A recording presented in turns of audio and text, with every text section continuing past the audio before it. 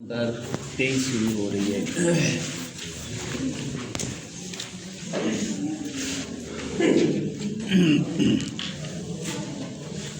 اعوذ باللہ من الشیطان الرجیم، بسم اللہ الرحمن الرحیم۔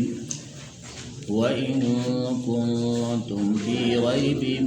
مِّمَّا نَزَّلْنَا عَلَىٰ عَبْدِنَا فَأْتُوا بِسُورَةٍ مِّن مِّثْلِهِ وَادْعُوا شُهَدَاءَكُم مِّن دُونِ اللَّهِ إِن كُنتُمْ صَادِقِينَ فَإِن لَّمْ تَفْعَلُوا وَلَن تَفْعَلُوا فَاتَّقُوا النَّارَ الَّتِي وَقُودُهَا النَّاسُ وَالْحِجَارَةُ أُعِدَّتْ لِلْكَافِرِينَ۔ واو بمعنی اور ان، اگر کنتم ہو تم، فی بمعنی میں ریب شک اور تردد کو کہا جاتا ہے۔ مما اصل میں تھا من ما، من بمعنی سے ما، وہ نزلنا، نزل ینزل تنزیل، نازل کرنا، علی بمعنی پر، عبدنا عبد اپنے بندے پر، فَأْتُو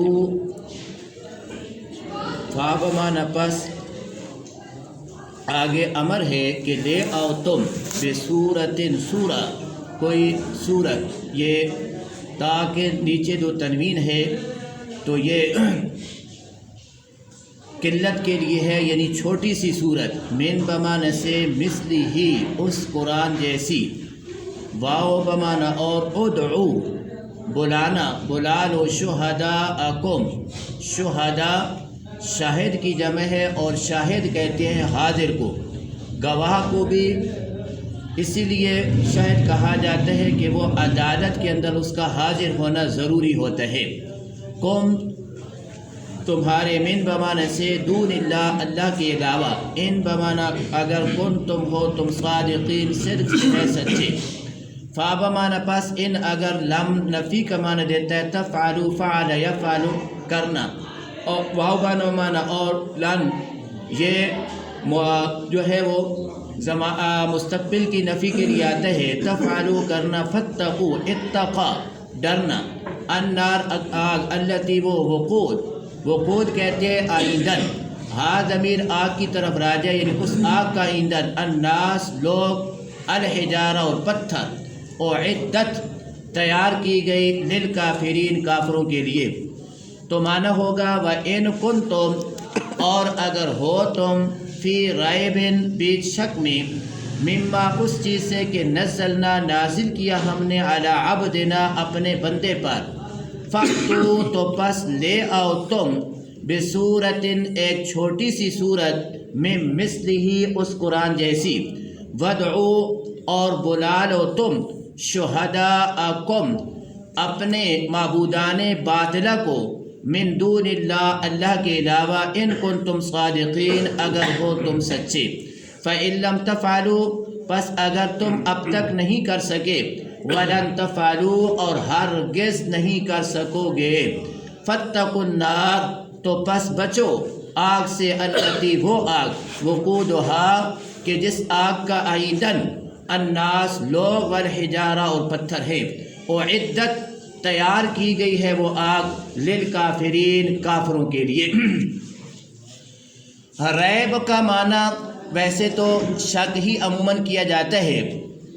لیکن امام راغب اصفہانی وہ کہتی ہیں کہ ریب سے مراد ایسا تردد اور وہم ہے کہ جس کی کوئی بنیاد نہ ہو، تھوڑے سے تأمل، تھوڑے سے غور و فکر سے وہ ختم ہو جاتا ہو، تو اس سے جو ہے علماء سے ریب کی نفی مقصود ہے، کہ علماء سے ریب کی شک کی نفی کی گئی ہے، چاہے وہ علماء مسلمان ہوں چاہے وہ مسلمان نہ ہوں، جیسا کہ قرآن مجید کی دوسری آیت میں فرمایا کہ وَلَا يَرْتَابَ الَّذِينَ أُوتُوا الْكِتَابَ وَالْمُؤْمِنُونَ کہ نہ شک میں پڑے وہ لوگ کہ جنہیں کتاب دی گئی، والمؤمنون اور نہ ہی ایمان والے شک میں پڑیں، تو لہذا علماء سے ریب کی نفی کی گئی کہ قرآن مجید کے اندر ذرے برابر بھی شک کی گنجائش نہیں ہے. جیسا کہ شروع میں کہا تھا کہ ذالک الکتاب لا ریب فیہ، یہ کتاب ہے کہ جس میں شک کی گنجائش بھی نہیں ہے. پھر قرآن مجید کے نزول کے 2 ستون ہیں. نازل ہونے کے قرآن مجید کے جو اصل 2 ستون ہیں، آگے ضمنی طور پہ الگ مسائل ہیں، لیکن اصل جو بنیاد ہے تو وہ 2 ستون ہیں. ایک توحید کو ثابت کرنا اور دوسرا آپ صلی اللہ علیہ وسلم کی رسالت کو ثابت کرنا. یہ قرآن مجید کے 2 بڑے ستون ہیں، اور یہی لا الہ الا اللہ محمد الرسول اللہ صلی اللہ علیہ وسلم، یہی کلمے کی بھی 2 جز ہیں. تو کل کے سبق کے اندر جو ہم نے پڑھا یا ایھا الناس اعبدوا ربکم الذی، تو اس میں اللہ رب العزت نے پہلے ستون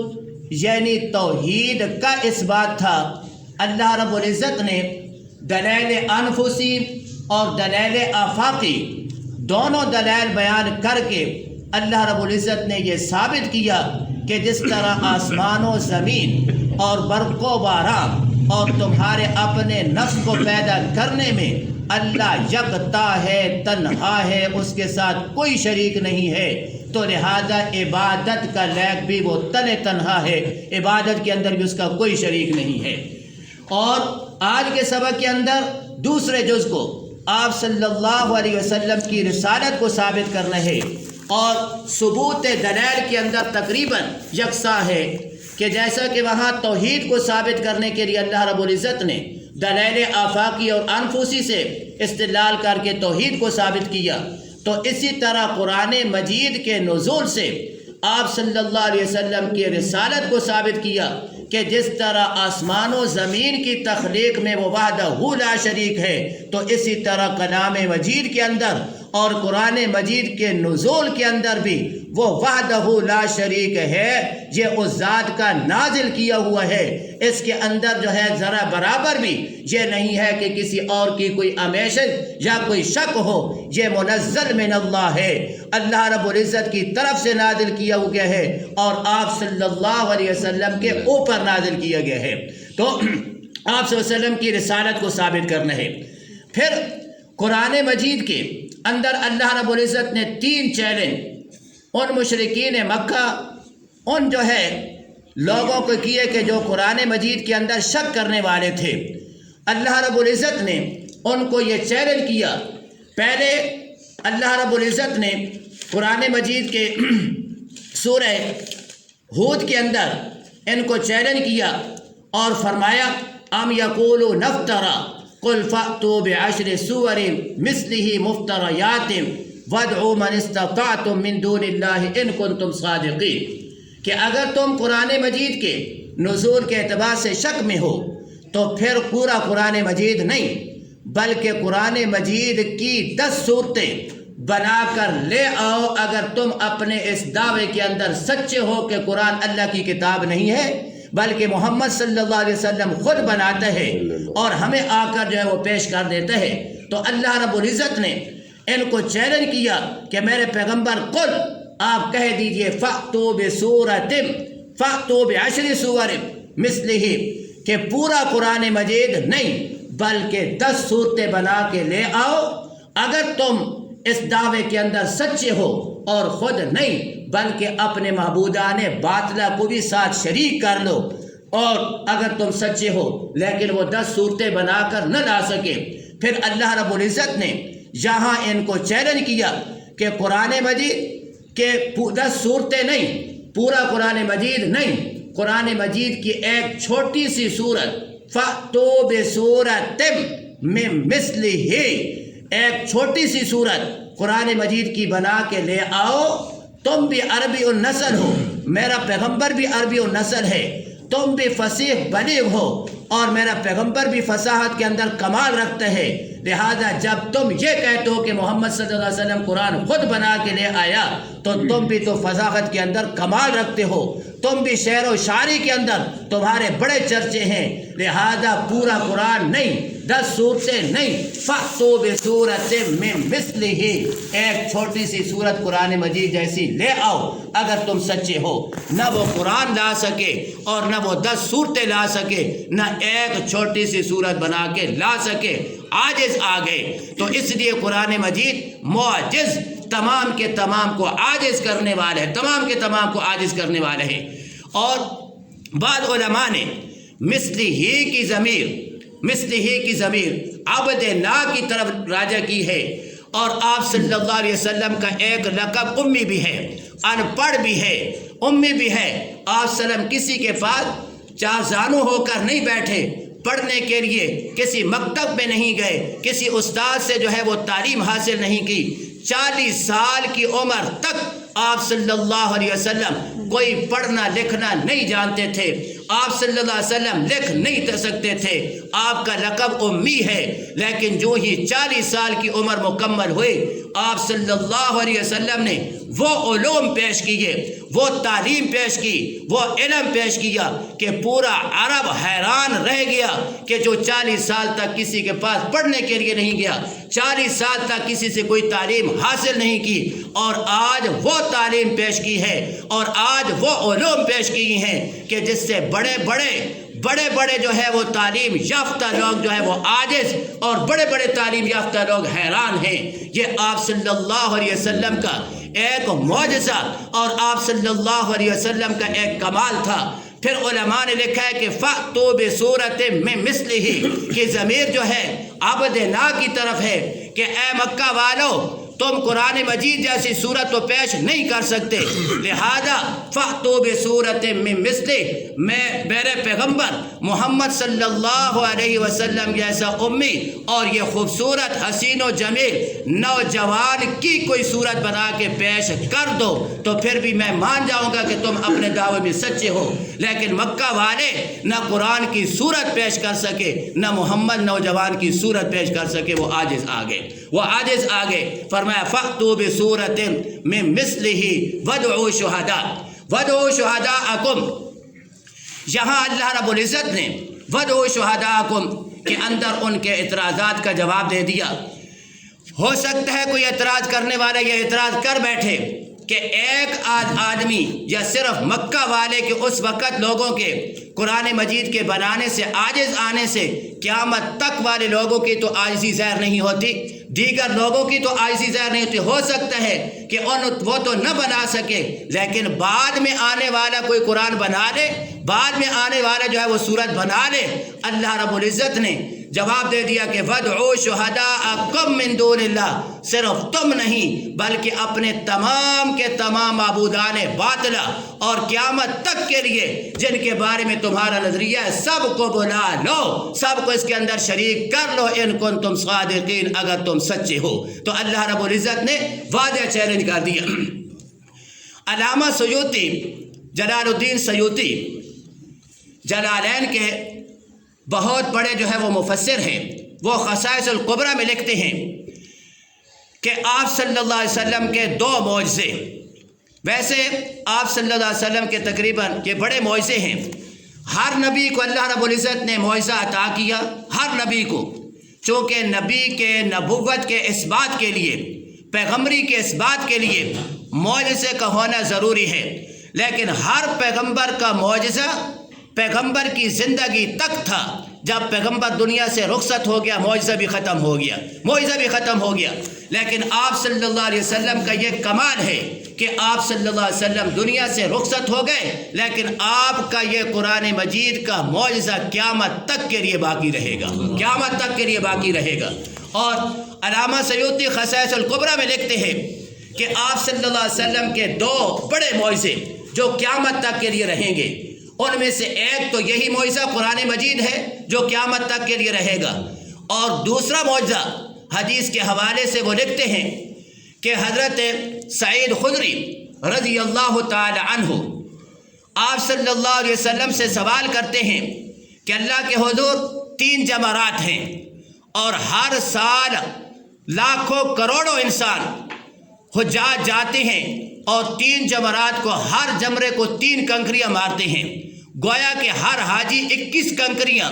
لے کر جاتا ہے اور وہاں ان تینوں جمرات کو مارتا ہے، اور یہ ان کا مارنا ضروری ہے۔ تو صحابی پوچھتا ہے کہ اللہ کے حضور، یہ اتنے لاکھوں کروڑوں جو انسان کنکریاں مارتے ہیں، تو اب کنکریاں مارنے کے بعد ہونا تو یہ چاہیے تھا کہ وہ اسی سال اتنے زیادہ پتھر جمع ہو جاتے، اتنے زیادہ پتھر جمع ہو جاتے کہ ایک مکمل ٹیلہ بن جاتا، اور پھر اس کے بعد آئندہ سال، اس کے آئندہ سال تو ایک بہت بڑا پہاڑ بن جاتا، اور وہ جمرات اور وہ جو ہے وہ نیچے دب جاتے۔ لیکن جو ہے شروع سے لے کر اب تک یہ سلسلہ چل رہا ہے، ہر حاجی اپنی کنکریاں مزدلفہ سے لے کر جاتا ہے، اور وہاں ان کنکریوں کو کوئی اٹھانے کا انتظام بھی نہیں ہے۔ وہ کنکریاں کہاں جاتی ہیں، وہ کہاں ہوتی ہیں، اور وہ جو ہے وہ بعد میں نظر نہیں آتی۔ تو آپ صلی اللہ علیہ وسلم نے فرمایا کہ میرے صحابی، اصل بات یہ ہے کہ یہ حاجی کنکریاں مارنے والے جب کنکریاں مارتے ہیں تو جن خوش نصیبوں کی حج قبول ہو جاتا ہے وہ فرشتے مقرر ہیں، ان کی کنکریاں اٹھا کے لے جاتے ہیں، باقی صرف ان بد نصیبوں کی کنکریاں بچتی ہیں کہ جن کا حج قبول نہیں ہوتا، جن کا حج قبول نہیں ہوتا۔ جن کا حج قبول ہو جاتا ہے اللہ رب العزت نے فرشتوں کو مقرر کر کے رکھا ہے، اور وہ جو ہے وہ لے جاتا ہے، کنکریاں اٹھا کے لے جاتا ہے۔ یہ حدیث بیان کرنے کے بعد علامہ جلال الدین سیوطی لکھتے ہیں کہ یہ آپ صلی اللہ علیہ وسلم کی تصدیق کے اوپر یہ حدیث ہر سال دلالت کرتی ہے، اور قیامت تک کے لیے یہ حدیث دلالت کرتی رہے گی، چونکہ قیامت تک کے لیے حج جاری رہے گا،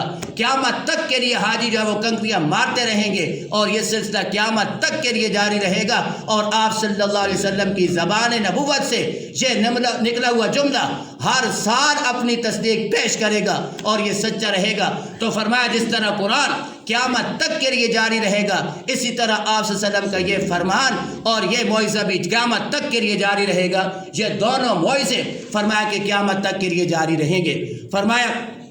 مما نزلنا على عبدنا فأتوا بسورة من مثله وادعوا شهداءكم من دون الله، بلا لو شہداءکم اپنے معبودان باطلہ کو، من دون اللہ اللہ کے علاوہ، ان کنتم صادقین اگر تم سچے ہو، فإن لم تفعلوا، اس کو انشاءاللہ آگے ملائیں گے۔ اللہ مل کی توفیق عطا فرمائے۔ الحمد للہ رب العالمین والعاقبۃ للمتقین، الصلاۃ والسلام علی سید الرسل وخاتم النبیین، اللہم اعنا علی ذکرک وشکرک وحسن عبادتک،